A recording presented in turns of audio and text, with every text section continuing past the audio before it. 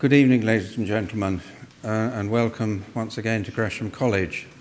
As a former provost, I'm very happy to welcome you here and to be back myself for the first time since retiring.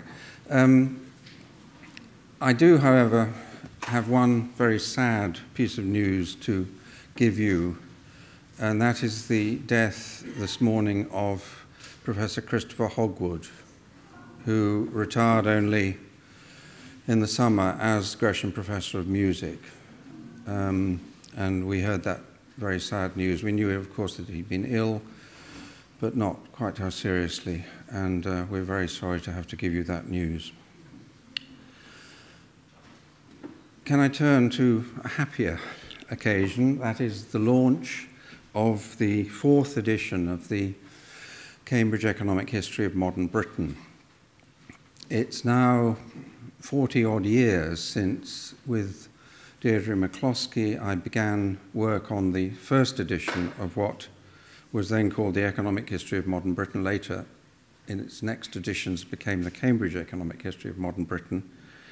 And since then, we've maintained the tradition established at the first edition, which was to try to present complex ideas in economics and economic history to an intelligent lay audience, in other words, to a Gresham-style audience.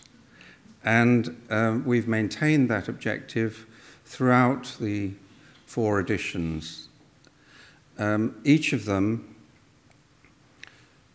is completely new contributors, although sometimes recycled contributors, so to speak, but writing new things.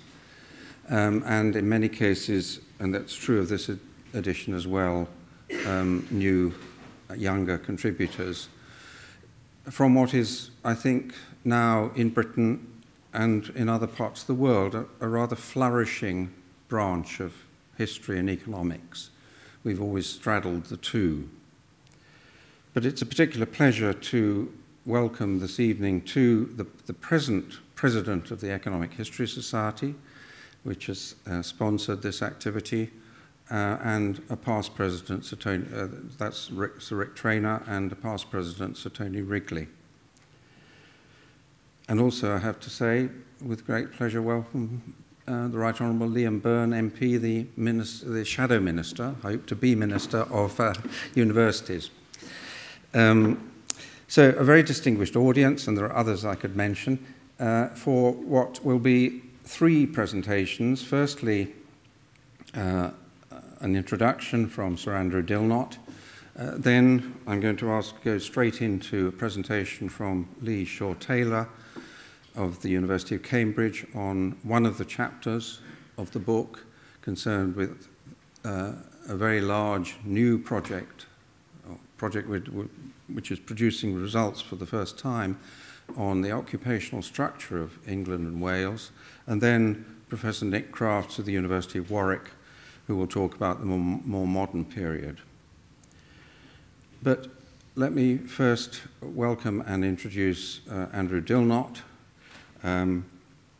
former director of the Institute of Fiscal Studies, former principal of St Hugh's College, Oxford, now warden of Nuffield College, Oxford, and the chair of the National Statistics Authority. And among his many other achievements, of course, has been a strong presence on radio in particular, doing exactly what I think the Cambridge Economic History sets out to do, to explain complex ideas in economics and statistics, and in our case, history, to an intelligent lay audience. Partly for that reason, partly because there are a number of contributors who have been or are associated with Nuffield College, it seemed most appropriate, and partly because I know of his interest in this subject, it seemed very appropriate to ask Andrew to kick us off this evening, and I'm delighted that he agreed to do so. And over to you, Andrew. Thank you, Roderick. I couldn't be happier than to be the warm-up act for this particular activity. This is wonderful, wonderful stuff. You'll all have the opportunity to buy the book, I'm sure. I'm sure that will be made available to you somehow. And do it. Don't hesitate. Just do it. It will enhance your utility, I'm almost sure. And if it doesn't, that just means you need more training in economic history. So just go for it. Why does this matter so much? Well, this kind of work, this kind of analysis, much of it statistical, which is what makes it really beautiful, is an essential prerequisite to any understanding of where we've come from, where we might think we're going, and how we might get there. I'm in a moment going to give you just a few little examples from things that I know and care about the way in which this kind of material is so crucial. But I'm going to begin. My understanding is that this lecture is free, and I feel you all ought to pay. And so we're going to begin with you doing some work. I'm going to begin by asking you 2 multiple choice questions, because I love data and I also love torturing people. We're not going to let the people facing you answer the multiple choice questions, and that's for 2 reasons. The first is that you might think incorrectly that they know the answers. The second is that if we let them answer, that would risk embarrassing them, and that would seem unfair on this particular occasion. But all of the rest of you do have to answer. I can see you all, and if anybody doesn't raise their hand to at least one of the options, then they'll be asked to come to the front and sing a song of my choosing. So unless you fancy some karaoke, you need to pay attention. I've played this game, I should think, 1,000 times in the last 25 years. I've done it to the Number 10 Policy Unit, all of the bishops of the Church of England, backbenchers from the Labour Party, the Conservative Party, other parties, senior journalists and academics, and often to civil servants. The funniest of all was the inaugural conference of the Treasury's economists. And I'll tell you about that later. So the first question, there are just 2 questions. The first question is this. Imagine that we took the whole adult population of the UK in households and lined them up in order of their household net income, their net income after tax and social security benefits. So we had the richest over there, the highest income over there, those with the lowest income over here, and then we took the person 10% from the end over there, so the person at the 90th percentile of the income distribution and the person here at the 10th percentile of the income distribution, divided one by the other. So the 90-10 income ratio after tax and national insurance contributions and social security benefits for the household population after adjusting for family size. The question is, what is that ratio of the person at the household at the 90th percentile to the household at the 10th? Is it 4, 6, 8, 10, or 12? Simple question. Even most historians can cope with understanding the question, if not knowing the answer. So that nobody can accuse me of bias, we'll start in the middle. So who thinks that the 90-10 income ratio is 8? 6 people. Who thinks that it's 6?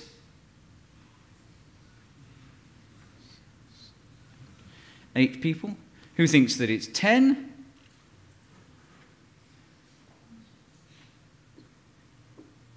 About 20 people. Who thinks that it's 4? About 15 people. And who thinks that it's 12? About 20 people.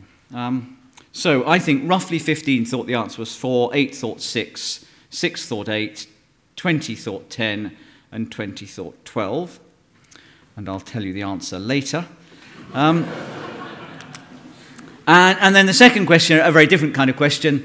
What's happened to the real level of gross domestic product, the real level of national income in this country, so after adjusting for inflation, since 1948? How much has real GDP gone up by since 1948? Has it gone up by 75%, 150%, 225%, 300%, or 375%? So how much has real GDP gone up by since 1948? 75, 150, 225, 300, or 375%. We'll start in the middle again. Who thinks the answer is 225? Nobody. Who thinks the answer is 300? About 50. 15. Who thinks the answer is 150? 20. Who thinks the answer is 375? 30. And who thinks the answer is 75? 3. So 3 people thought 75, 20 thought 150, nobody thought 225, 15 thought 330, thought 375. Imagine that we'd been playing Who Wants to Be a Millionaire, and I'd asked the audience, how confident would I feel that I'd got information that guaranteed... So, four favourites of mine, 4 favourite bits of economic historical data that I think show why it really, really matters. We hear a lot about the burden of ageing, the way in which the population is growing older. And it is, over the next 20 years, we can expect a roughly 40 or 50% increase in the number of relatively young, older people, people in the 70 to 80 age range. We can expect a doubling of the 85-plus group. People talk repeatedly about this burden of ageing, the problems that we are going to face. Well, first of all, of course, that's a peculiar thing to think. Why is it the case that people living longer is a bad thing? It's actually the triumph of the last 150 years is how many fewer people die each year than used to be the case. One of the chapters in, I can't remember which volume of the book talks about this, shows that the decline in death rate, mortality rates, particularly amongst younger people, is just absolutely staggering. We shouldn't be talking about the burden of ageing, we should be talking about the triumph of ageing, the celebration of ageing. But one of the things that economic history can do for us is show us what's happened backwards. And that's often an antidote to the panic that we feel when we look forward and see that there's some change coming. This is what's happened to the proportion of the UK population aged 85 and over. So in 1901, there were 61,000 people aged 85 and over in the UK. Look what's happened to the proportion of the population that is in that age range. It's now 1.5 million. Has the economy fallen apart under the burden of this grey tide? Is society collapsing as a result of marauding hell's grannies? Well, actually, no. An astonishing change has happened, a change massively bigger than what we're expecting to happen over the next century, and yet we've coped. One of the things that economic history, I think, tends to make you is rather optimistic, because you realise how astonishingly flexible societies and economies are in the face of truly remarkable change. And you'll see in these volumes many, many examples of that degree of change. The amount of change that we've seen in the last 300 or 400 years in the developed world is just astonishing. And of course some of that has been painful and has led to dislocation, but actually it's also rather exciting. So a second favourite of mine is thinking about what's been happening to inequality. I've spent most of my working life thinking about welfare states. The answer to the question is what's the 90-10 income ratio? Is it 4, 6, 8, 10 or 12? 15 thought 4, 8 thought 6, 6 thought 8, 20 thought 10 and 20 thought 12. Those aren't quite the answers that you typically get. They're quite like the answers that you normally get to this question, but they're different in one particular way, which is that more people thought the answer was lower than you get in an ordinary audience. So if you do this with the bishops of the Church of England, there's a tendency for them all to think that the answer is 12. If you do this with journalists or most politicians, there's a tendency for them to think that the answer is 12. The answer is 4. And I'm happy. I thought it was possible that on at least one of these questions this audience would do better than any audience I've ever done this with, and you just did.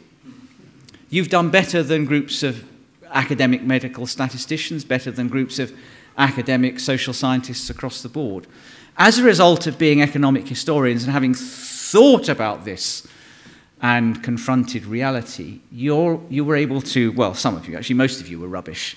Many of you thought 10 or 12, but quite a lot of you were strikingly close to the actual answer, which is 4. And this is terribly important. This change since the 1960s is terribly important. We've got basically 2 periods. We have a period when, at least within the accuracy that we'd be confident about, not much happened. It was a little bit more than 3.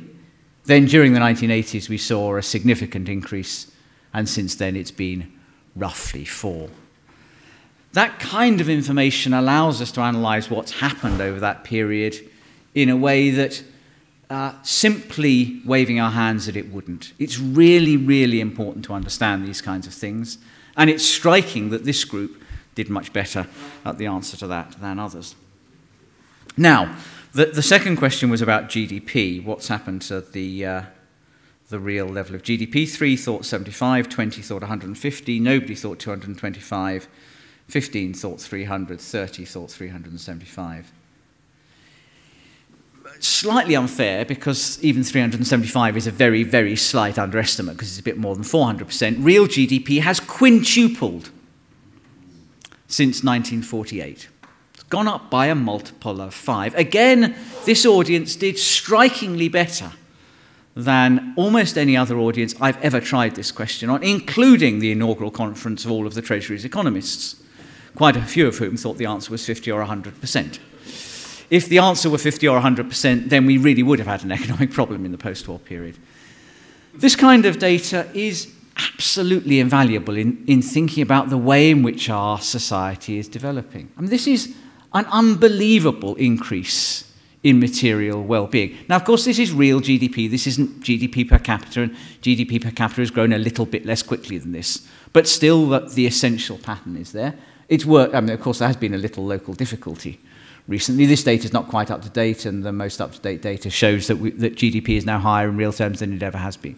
But even that little local difficulty left GDP here still, after the deepest recession we could remember, higher than it had been for all of history except for 4 or 5 years.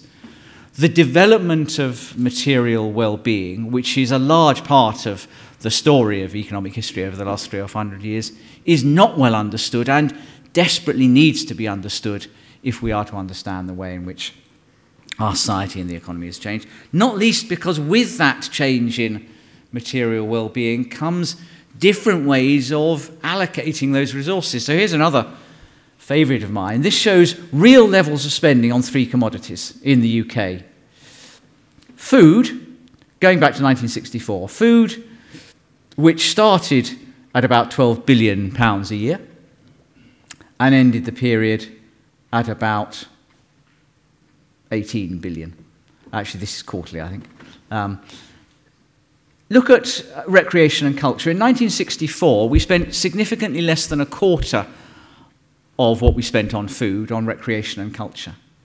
Now, perhaps a measure of the decadence of our society, we spend more than twice what we spend on food on recreation and culture. Look as well at transport. So in 1964, we spent a bit more than half what we spent on food on transport. We now spend significantly more than twice as much. And importantly, one of the characteristics of transport is that whereas food spending is really pretty stable, it's not volatile, and in particular it doesn't decline significantly during recessions because it's a necessity. However frightened you feel, you're probably going to go on spending money on food. Transport spending is extraordinarily volatile because when you become frightened, you're quite likely to decide that the Maserati that you bought last year can last for another 6 months. So transport spending is much, much more cyclical, much more volatile in the face of economic change. We've seen a big shift towards patterns of consumption that will change much more rapidly in the face of changing economic sentiment. Now, those are just 4 of my particular favourites. In these volumes, there are tens, hundreds of examples of the ways in which there has been dramatic, structural, significant change that we need to understand. Mortality, morbidity, productivity, the long run of consumption, the size and composition of the public sector, any number of different areas. And these changes are the background to the country in which we live now and in which people who live in countries in the rest of the developed world live. They're the building blocks that have determined what it is that we face now. And unless we understand where we are now, we've got no chance of working out where to go next. And if we're to understand where we are now, then the kind of historical trends that we see in these few examples and multiplied again and again in the book are essential to that understanding. And I am tickled pink. You have no idea how happy I am that although you were pretty bad at the questions, you were better than any other audience I've tried in the last 5 years. And that shows why this matters, because if you think about this, you will do better at understanding where we are now. This kind of work, the kind of work that's catalogued in this book, is hard stuff. It's harder than the kind of statistics, in many ways, that those who are creating statistics for now. It's harder than that work because at least we can go and ask, we can go and get the data now. The historical work, the investigative work that's required to generate historical data is even more difficult. It is uncertain. That means that there are some debates and disputes referred to in these volumes, and that will continue. But it is a great endeavour. It's a crucial discipline, and I commend all of the authors and the wonderful editors for this great piece of work. Thank you very much.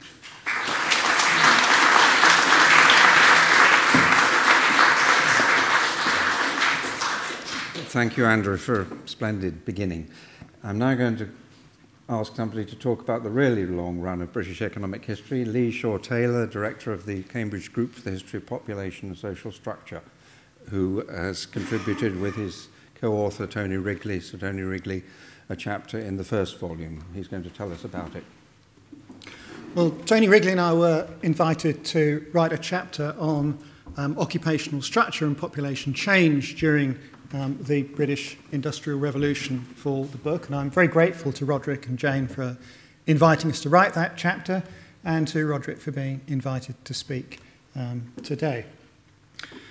So that's the chapter, and it covers the period 1700 to 1870. What I want to do in the next 15 to 20 minutes is, first of all, just present a little bit of historiographical background to kind of set the scene, really, for the project. Then talk about the findings that we present in the chapter on the occupational structure of Britain from 1700, it says 1911, it'll be 1700 to 1871. Then to talk about the section of the chapter where we present some new data on population change and population geography, and also urbanisation rates. And the project that the chapter comes from, which has been running since 2003, is an ongoing project. And of course, the chapters had to be finished well over a year ago. So at the end, I'll just present some further recent work, which takes the story back very tentatively a little bit further. So I wanted to start with three key publications in British economic history. And I think certainly for the history of the Industrial Revolution in Britain, these are the three most important publications of the post-war era. First of all, there was Dean and Cole's British Economic Growth, 1688 to 1959, a product of a big project that had been running for some years in what was then the Department of Applied Economics at Cambridge. This was the first attempt to produce historic GDP per capita estimates for Britain. It was the pioneering work in quantitative economic history in Britain. The second work I want to refer to is a population history of England and Wales, written by Tony Wrigley and Roger Schofield. The Cambridge Group was actually founded 50 years ago in order to pursue this particular project, and that gave us for the first time a really clear picture of population change during the Industrial Revolution and the levels of population. And the third work I want to refer to was Nick Crafts, who's going to talk next on the later period, his seminal contribution, British Economic Growth during the Industrial Revolution, which really radically revised Dean and Cole's data arguments about the nature of economic growth, the speed of economic growth during the Industrial Revolution, partly based on a more sophisticated treatment of the quantitative data, but also based on new data that have become available since, most importantly, the new population estimates created by Wrigley and Schofield. Now, this graph shows the long-run growth of England's population. The data on the graph from 1550 down to the first census of 1801 come from the work of Wrigley and Schofield. And the earlier data are much more schematic. What is not in doubt is that the Industrial Revolution marked a fundamental turning point in the capacity of the economy to sustain the population. In the 14th century, there was a spectacular famine which killed 10 to 15% of the population at these very low population levels. There continued to be famines, not as bad as in the 14th century, in the 16th and early 17th centuries, at these very low levels of population. There were no famines during the Industrial Revolution when population soared. This one's rather more difficult. The horizontal axis shows the annual rate of change of real wages, or real wage rates. So this is the annual percentage increases in the capacity of the wage-earning population to buy goods and services. Along the horizontal axis is the annual rate of population growth. So just to make that clear, if we look at... And each point on the graph has a date on it. And what that means is that in 1681, for instance, population growth was actually negative. It was just below 0%, and real wages were growing very slightly. In 1841, population growth was about 1.25%, and real earnings, real wages were growing at just over 0.5% per year. The important point about this graph is throughout the period from the middle of the 16th century to the late 18th century, whenever population growth rates were above 0.5%, real wages were falling, because that increased population growth put too much pressure on the capacity of the economy to feed the population, and food prices were rising. Only when population growth rates were less than 0.5% could real wages be rising, but they only rose at very modest levels. So you see a basically Malthusian relationship between the living standards of the majority of the population of the poor and population growth across the 16th, 17th and 18th centuries. And we know that's true for earlier centuries too, but we don't have the same kind of data. But after the late 18th century, that relationship breaks down completely. In that period where we have the highest population growth rates of the whole 300-year period shown on the graph, real wages are actually growing, albeit very slowly. After this graph ends, after 1851, real wages start growing much more rapidly at rates of about 1.4% a year on the best available data. Now, I should state that real wages, we're talking about people who are earning wages here. We're not talking about GDP per capita. You might think about the difference. In modern terms, you might think about real wages as saying something about median incomes and GDP per capita average incomes. This graph shows two sets of estimates of GDP per capita. The green line shows those produced originally by Dean and Cole in 1962, and then the revisions produced by Nick Crafts in the mid-1980s. To orient you and relate you back to Andrew's talk, real incomes in 1700, probably about a 15th of what they are now. On average, life expectancy was in the high 30s, much less in London.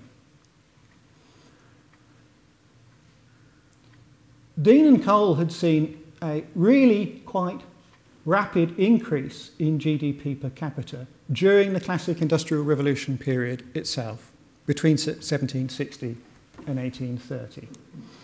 Nick Craft's revisions showed a much slower rate of income growth between 1760 and 1830. And while there was a lot of controversy about those estimates when they first came out, I think they're now very generally accepted, and they've been subject to no serious challenge since then. There's no disagreement between the two sets of estimates about the period before 1830, after 1830. I mean, all that's very well known to economic historians. What I think is much less often commented on is the implication of the difference between Dean and Cole and knit crafts for the earlier period. Knit crafts, by seeing slower growth in the Industrial Revolution period, working back from the greater certainty of the Victorian period, ends up with much higher income levels in 1700 than Dean and Cole found. And that implies a much more developed economy in 1700 than Dean and Cole had thought.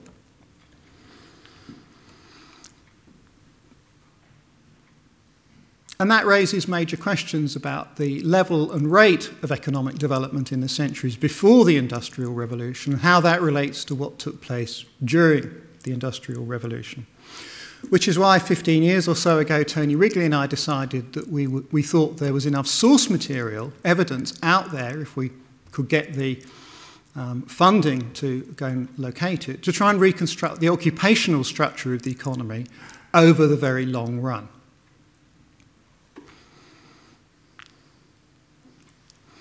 And we started by looking at men, because men's occupations are very well reported in the historical record, unlike women. We wanted to make a start. We knew we could make progress on this. I'll say more about women in a moment.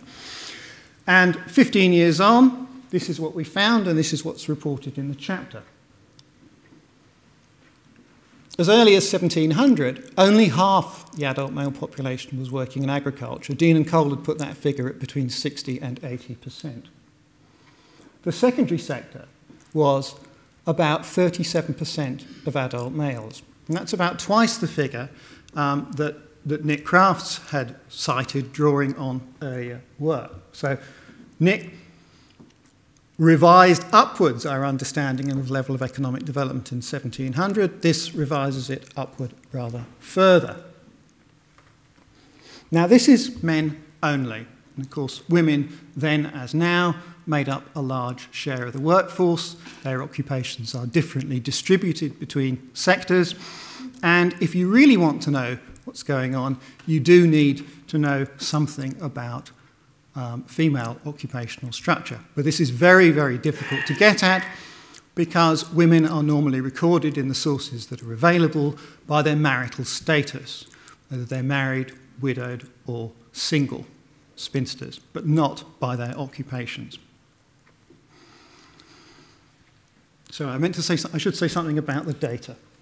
For 1700, this is based on about 10% of all baptism registers. About 1,100 baptism registers, there are a total of 11,400 parishes. About 1,100 of them at this date record the father's occupation consistently in the baptism register. So that's the basis for the data there. By 1813, it's a legal requirement to record fathers' occupations, so that's based on 100% of the parish registers. And then from the 19th century, it's straightforward because we have the published census reports. But to get at women going further back, my starting point is that we do know female occupational structure in the middle of the 19th century. And if you look at the sex ratios of particular sectors of the economy, they seem to be reasonably stable. So a very simple-minded approach would be to just apply those ratios that you can derive from the mid-19th century censuses to the earlier male data. But I've gone a little bit beyond that in making adjustments where the literature would lead us to think it should be different. And I'm not going to run through these, it's too particularistic, but I'll just put them up so that you can see them. But these, I think, are highly plausible assumptions based on a reading of the existing literature. And if you plug those ratios in and apply them to the male data, this is what you get. So the red line, I should have said this before, is the share of the labour force in the secondary sector, the green, the primary sector, which is essentially agriculture, and the purple line is the tertiary sector. So if you buy those assumptions I put in, marry them with the data that we have on males, you find the secondary sector's share of total employment is remarkably stable across the whole period. It's always thought, of course, been thought, that it underwent a radical expansion during the Industrial Revolution, that it looked rather more like the service sector line. the structural change in employment during the Industrial Revolution, which has always been thought to consist of a shift out of agriculture into the secondary sector, turns out to be much more about a shift from agriculture to the tertiary sector. The increase in the secondary sector's share belongs to the earlier period. But when? Well, we don't really cover that in the chapter because that's outside the scope of the book and we didn't really have any data on it at that point. So just to summarise some of the key points, employment in the secondary sector, we find, is about twice the size previously estimated in 1700. You have a shift away from the secondary sector towards the tertiary sector, not the secondary sector, during the 18th and 19th centuries. One implication of this is that the level of productivity growth in the secondary sector was a lot higher than we used to think because the labour inputs weren't rising as high as we used to think, and therefore technological change was more important in the secondary sector than we used to think, although it doesn't go anywhere back to the kind of Dean and Cole picture. Most of the growth of the secondary sector, though, must have come earlier. I think the findings about the tertiary sector have been as surprising as the findings about the tertiary sector. Very little has been written about the tertiary sector as a whole during the period. Its growth is clearly a fundamentally important component of the Industrial Revolution.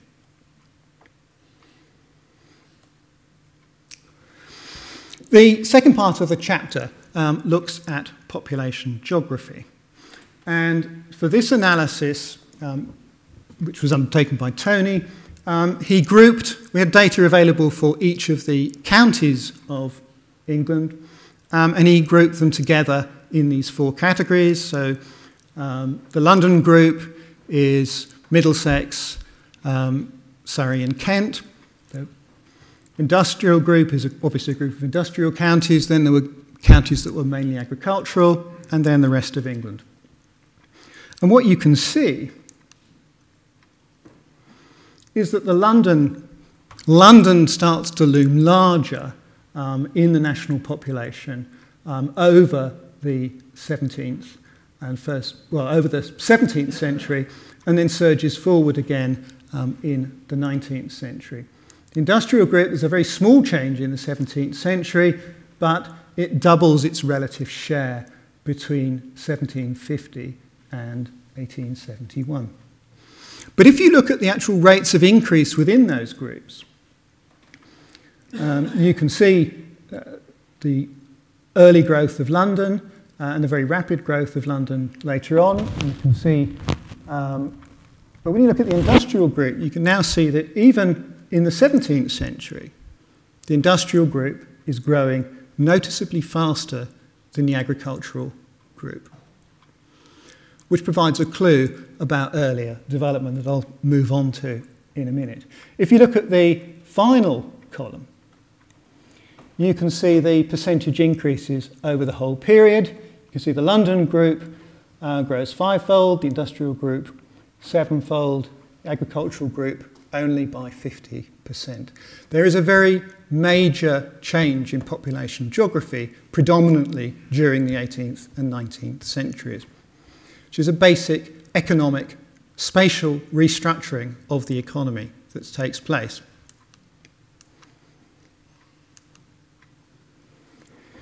And that's accompanied, of course, by a very dramatic shift in the proportion of population living in towns. Britain urbanises astonishingly rapidly between 1750 and 1850.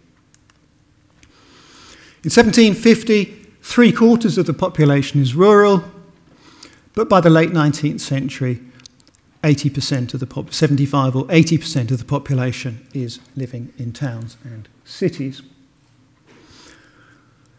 In the 18th century, there's only one town in Britain, in England and Wales, with a population over 100,000. That's London.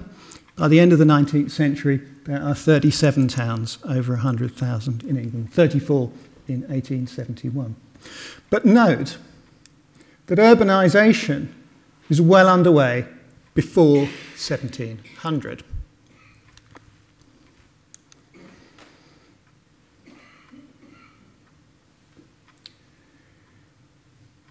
We now have data from the period before 1700, but we've only just started working on it. And what I'm going to show you now is quite tentative. Some of it is quite tentative. We have estimates that Richard Smith has made based on the poll taxes of 1377 to 1381, which would suggest that at that date around 78% of the male labour force was in agriculture, as you might expect, perhaps about 12% in the secondary sector, and maybe 6% in the tertiary sector. Now, those figures for 1381 are quite preliminary, but they're not going to move around very dramatically.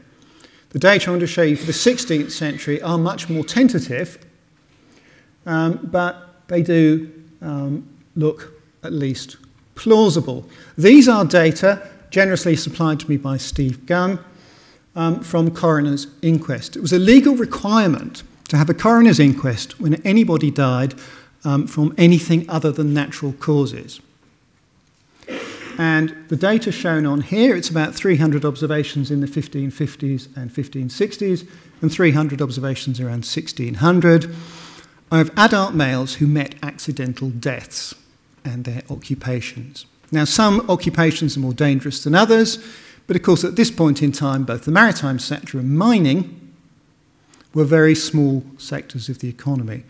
A priori, it seems unlikely to me that you would get any gross distortion of the occupational structure from a random selection of accidental deaths. If that's the case, then there's been some modest changes. There's some modest changes between the late 14th century and the early 16th century. The secondary sector and the tertiary sector both grow very slightly, but you get within the data a sense of quickening change in the late 16th century, which of course matches the evidence that we have from urbanisation. If the economy is urbanising, you would expect to see a higher proportion of the population in secondary and tertiary sector employments, because that's what you find in towns. So we have these very tentative estimates before 1700 and these much firmer estimates after 1700. That was males. If I apply the same set of adjustments that I applied before to the male data, we get these estimates for both sexes combined for the total labour force, men and women together. And I've interpolated one data point for 1770. That would suggest there's a period of very slow, labour-intensive structural change between the 14th century and the middle of the 16th century, with a very modest diversification of consumption towards the secondary sector. But mainly what's going on in terms of economic development in this period is that people are coming to eat much better after the Black Death, which halves the ratio of labour of population to land.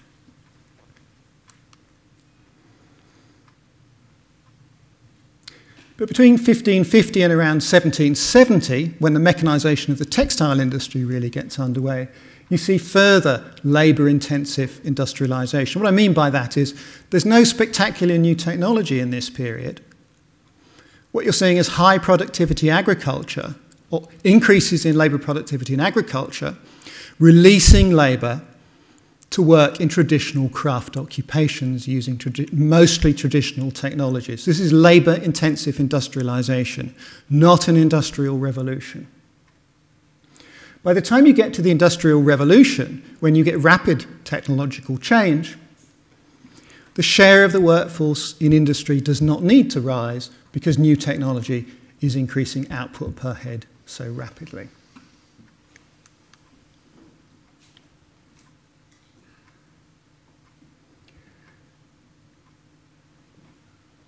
And this final period is the period when I think the incomes of all classes are rising, both real wages and GDP per capita, whereas I think much of the earlier period, real wages and GDP per capita, or at least for some of that earlier period, moving in different directions. And finally, one final slide, just to put up an extension of the data through the 20th century. I want to put this up to make a single point, which is that with the anomalous exception of the interwar period, the tertiary sector has been growing as a share of employment in Britain at least since 1700. That's on the basis of the firm data. And on the basis of the more tentative data, quite likely for a lot longer than that. And I just want to end by acknowledging that a very large number of people were involved in this project. It wasn't just myself and Tony. But thank you very much.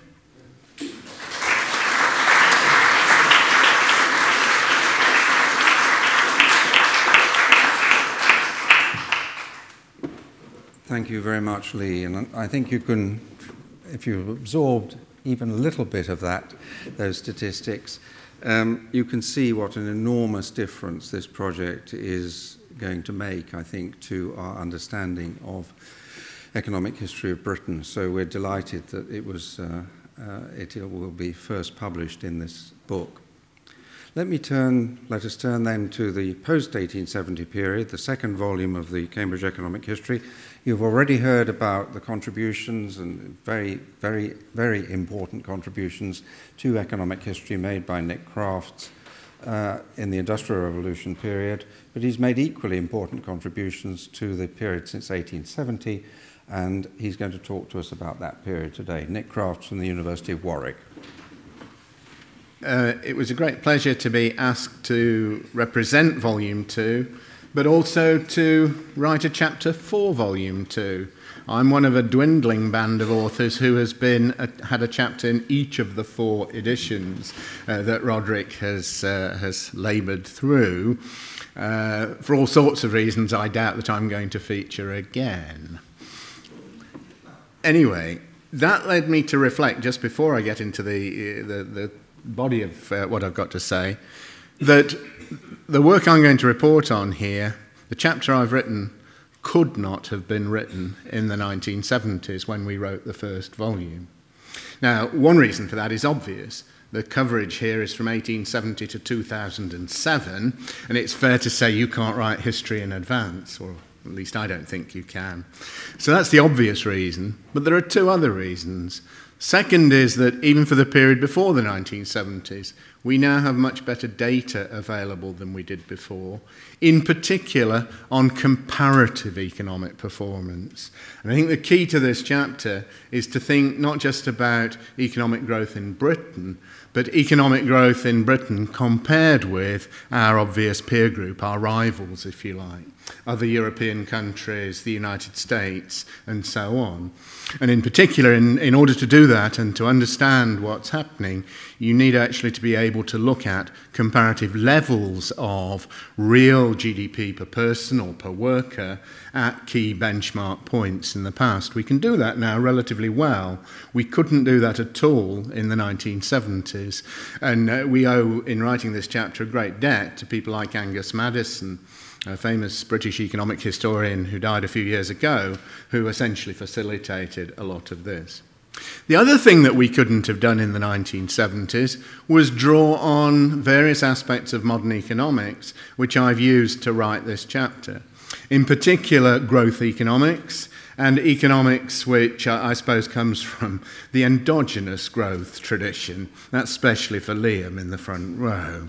The progenitor of endogenous growth is back in favour, I see, at least north of the border.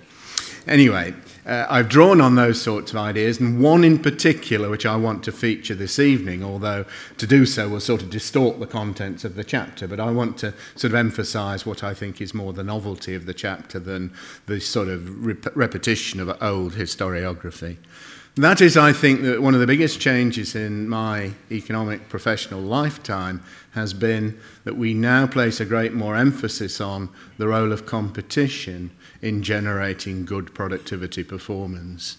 and its changes in the pressure of competition, which I want to focus on in a minute or two, in different periods, in thinking about, as I say, the slightly different take I've got on this picture than I would have had years ago, or than the literature had until recently. Okay, so it seems to be de rigueur to hit you with some numbers. I'm ever so pleased to tell you I've only got 3 slides with numbers on. All the others have words on, and that might be a blessed relief. I'm usually the numbers heavy person, but I'm feeling I came with too few numbers for this occasion. Here's one of these charts which puts this relative performance into shape.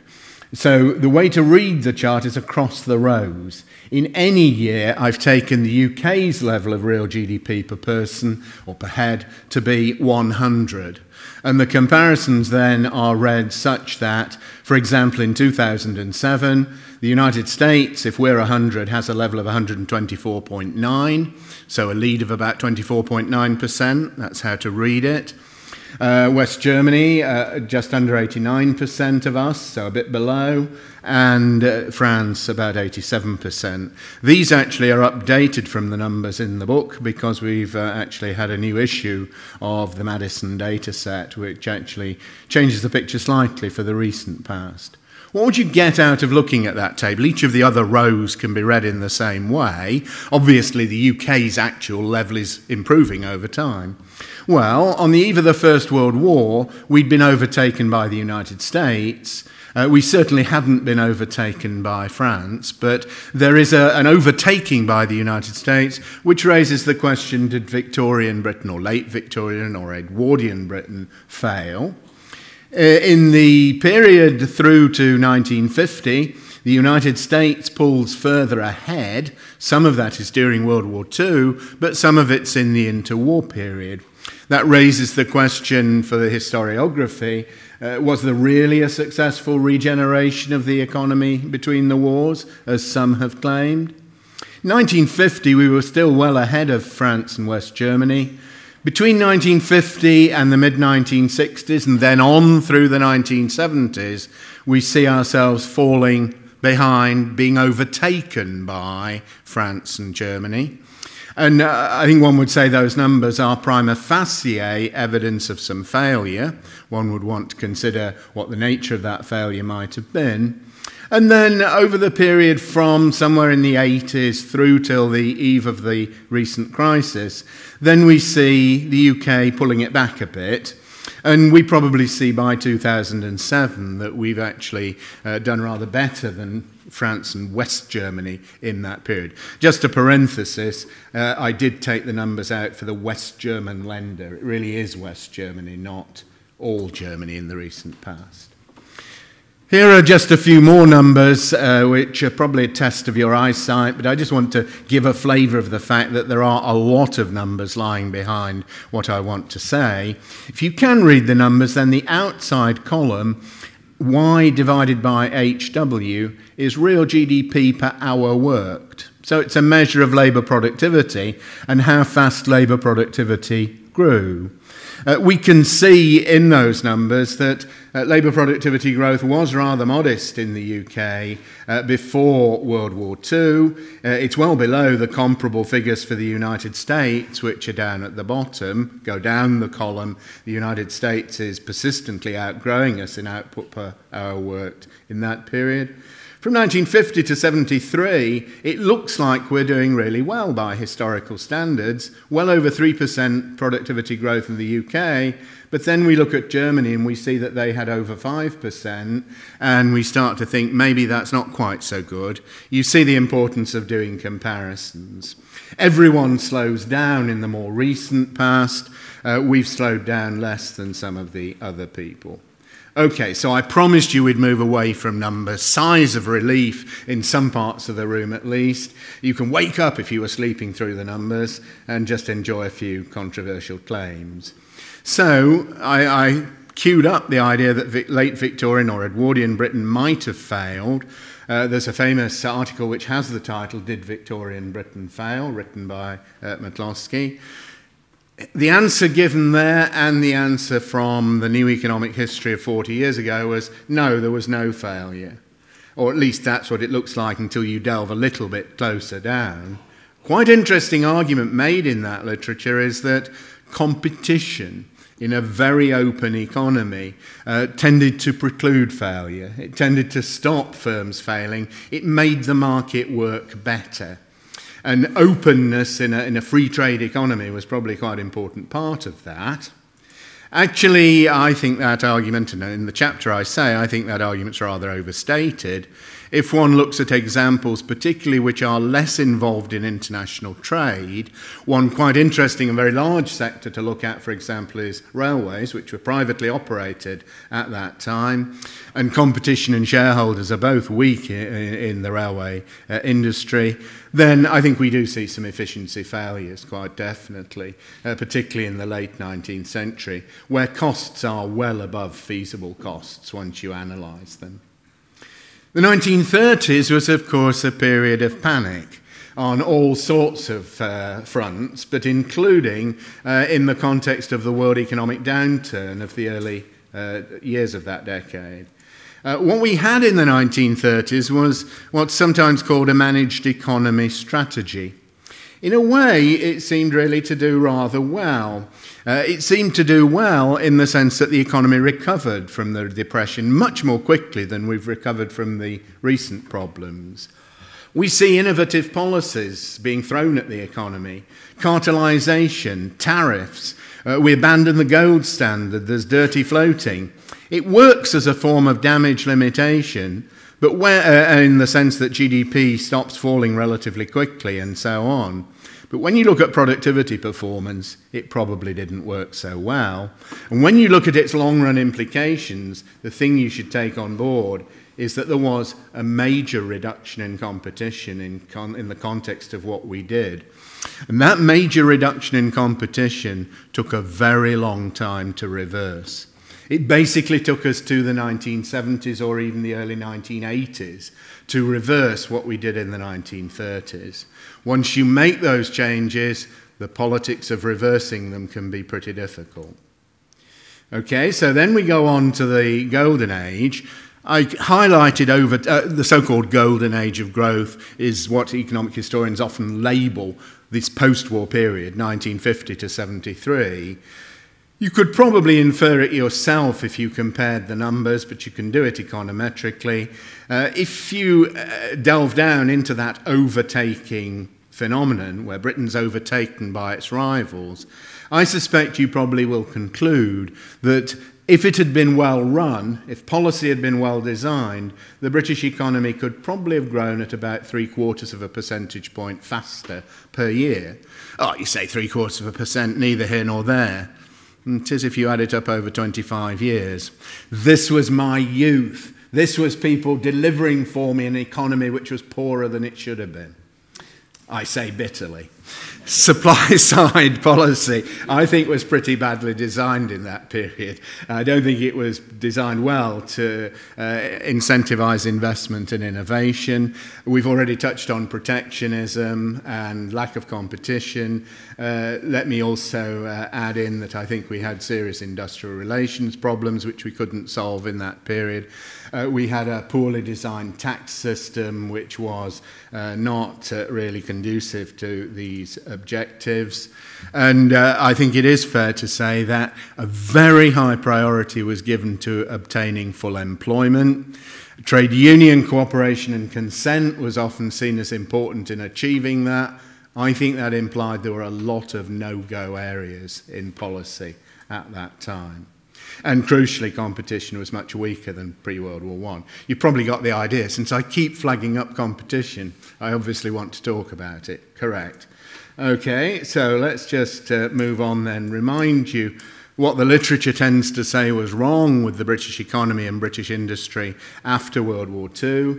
We hear lots of complaints, correctly I think, about poor management in one way or another, lots of illustrations in the chapter. We know industrial relations were difficult. When we look at productivity performance, Cliff Pratton's wonderful comparison of multinational companies in different countries, we see inefficient use of inputs. Those are all nurtured by inadequate competition, it's my belief, but interacting with the historical legacy. And this is where the history, I think, matters, and two sorts of history. This interacted with institutional legacies in the field of corporate governance, and Britain is notorious, I think, in this period for having a very high degree of separation of ownership and control. That means that we're talking about firms, large firms in particular, with very diffuse shareholdings who don't, in any case, own more than a small amount of the firm, who find it very difficult actually to control their managers and prevent managers following, let's call it, their own agenda. The path to this particular form of shareholding and corporate governance has a long history. We can't rehearse it here, but it certainly ends up with a different sort of capitalism from Germany. And then on the other side of the story, I think we can think of a distinctive British system of industrial relations. Craft control, a very large array of legal immunities. We have the TUC rather than the Swedish encompassing trade union organisation. This ends up with particular sorts of effort bargains. I could give you some nice stories from my early days in Coventry, but I won't on this occasion. These organisational structures eventually became dysfunctional, but it was awfully hard to remove them. What that did in particular then was to have a strong decentralised trade union movement, which took a lot of pleasure in sharing the monopoly profits, the rents that weak competition delivered. And those monopoly profits and rents were often to be found in the form of effort bargains, which meant essentially overstaffing and underworking. Okay, I mentioned that the general thrust of the economics literature on which I've drawn in writing this chapter is to emphasise how important competition is for productivity growth and productivity performance. A number of very important economists in Britain have contributed to that. This slide picks out a couple of them. Steve Nicol from Nuffield, indeed, of course, and John Van Reenen from the LSE. Their work, I think, has put on a very sound empirical footing the important role that competition has, particularly where corporate governance is weak. In that context, then, the test of my argument about the Golden Age is probably whether, when competition starts to increase, we see changes in relative performance. When did competition really start to intensify? I think it's in the 1970s. It includes our entry into the common market. It includes our abandonment of much of the protectionism of the post-war period in about a 10 to 15-year period from the early 1970s onwards. It involves abandoning lots of subsidies in the economy.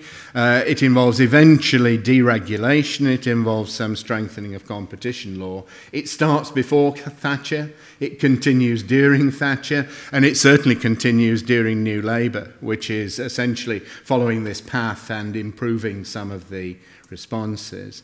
When we look at the evidence, there's 4 evidence bullet points. I haven't had time to go through them. They're all citing various aspects of the professional literature which conclude that increased competition, as competition increased, there was evidence that this had a significant effect in improving relative performance, in clawing back that deficit that we'd incurred in the Golden Age. The second effect of increased competition is the one that I think is thought less about, but it's quite important for today. The second effect was essentially to solve our industrial relations problem, or largely to solve it, at least in the private sector and at least in the tradables sector of the economy. A lot of very good work on which I drew from industrial relations specialists to write this chapter shows that increased competition, reduced union membership, the ability unions had to mark up wages over less unionised sectors, and it started to eliminate some of those union effects on productivity that I was talking about a little while ago. The change in the 80s is really quite useful because that allows some sort of empirical testing of these hypotheses. And if you think we've still got industrial relations problems today, yes we do, but if you ask where they are, they're in the bits of the economy which aren't very exposed to competition. I should be riding home on one of them shortly after the lecture. I was a commuter to LSE from the Midlands for more than 10 years. I don't know whether I got more annoyed by the industrial relations problems of London Underground or the tendency for suicides to want to do it in the rush hour. Very unthoughtful, it seems to me. What's wrong with Sunday morning?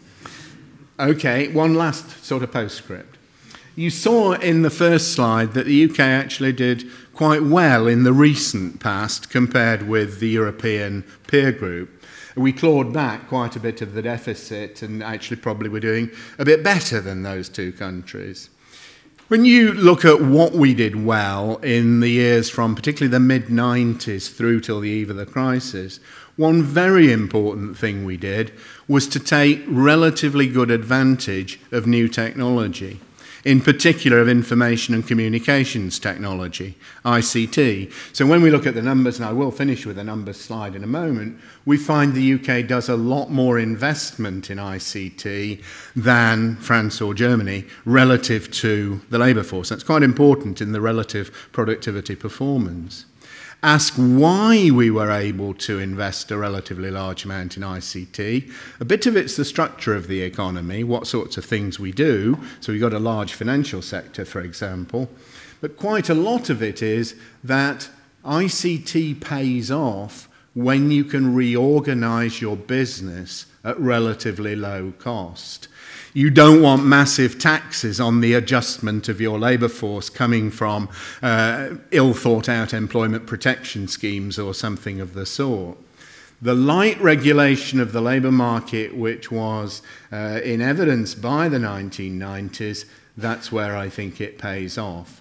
But we certainly wouldn't have had this same ICT performance with 1970s style industrial relations and weak competition. We're just round the corner from Fleet Street. I rest my case. Okay, so let me just, I must finish with numbers or I shall have let the side down. So here's a final sort of fix for the number fetishists round the room. Here's another little growth accounting chart looking at sources of labour productivity growth. Labour productivity, this time it's denoted by Y divided by L. So labour productivity growth % per year in that 12-year period, looking just at the non-government parts of the economy. The UK is highlighted in yellow. The column you might want to look at is labelled ICTK divided by HW. That's the contribution from increased investment in ICT capital per hour worked. The UK looks rather like the US, and it looks quite a lot stronger than Germany or particularly France in that period. And I think that's an illustration of the extent to which the economy had changed. The chapter is much more rounded than what I've just shown you. It reviews the historiography. It considers all sorts of other arguments that are relevant in the literature. I've offered you a kind of slightly provocative take on what's in there, which is me pushing my own ideas, of course. Thank you.